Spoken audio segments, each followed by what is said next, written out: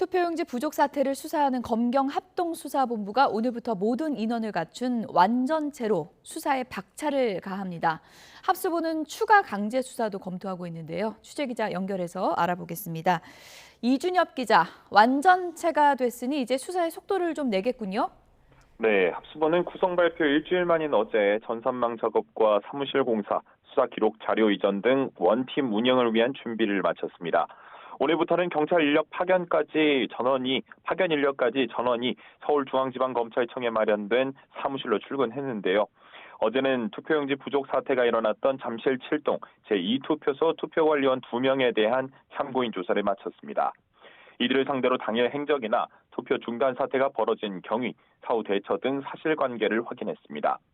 합수부는 오늘은 별도의 소환 조사 없이 합수물 분석에 집중한다는 계획인데요.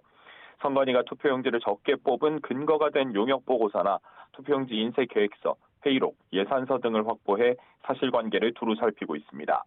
추가 강제 수사 필요성도 계속 검토하고 있는데요.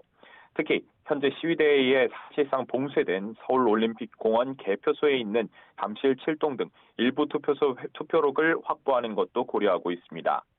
투표록에는 선거 당일 투표소에서 벌어진 상황이 시간대별로 수기로 기록돼 있습니다. 앞으로 수사 방향이 어떻게 될지도 짚어주시죠. 네, 합수부는 이번 주 중에도 투표관리 업무에 종사한 관계자 등 추가 참고인 조사는 이어갈 방침입니다. 다만 피의자가 될 수도 있는 중앙선거관리위원회나 지역선거관리위원회 직원들에 대한 조사는 기초조사를 더 진행한 뒤에 할 계획입니다. 특히 노태학 전 선관위원장이나 허철은 전 사무총장 등 간부들에 대한 조사는 수사가 상당 부분 진행된 뒤에 이뤄질 것으로 보입니다. 합수부는 직무유기와 선거법 위반 등 핵심 혐의 외에도 고발된 여러 혐의에 대해 적용 필요성이 있는지 살펴볼 방침입니다.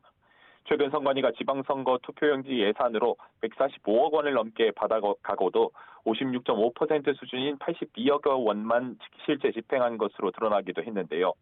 이런 예산 집행 문제 등과 관련해 배임, 횡령 등 고발이 이미 이뤄진 상황이라 방만한 집행이나 유용 정황이 확인된다면 수사가 이뤄질 가능성도 제기됩니다. 지금까지 합수본이 설치된 서울중앙지검에서 YTN 이준엽입니다.